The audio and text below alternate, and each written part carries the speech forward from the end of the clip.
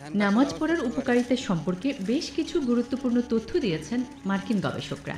নামাজ নিয়ে গবেষণা করেছেন মার্কিন যুক্তরাষ্ট্রের বিংহামটন বিশ্ববিদ্যালয়ের একদল গবেষক।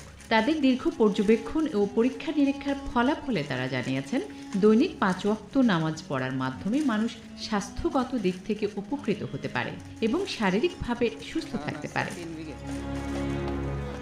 গবেষকরা জানিয়েছেন, নামাজের সময় শারীরিক যে ক্রিয়া হয়ে থাকে এটা নিয়মিতভাবে ও নির্ধারিত সময়ে হয়, তবে অন্য সব চিকিৎসা থেকে পিঠের ব্যথা কমানোর ক্ষেত্রে বেশি ভূমিকা পালন করবে এই নামাজ।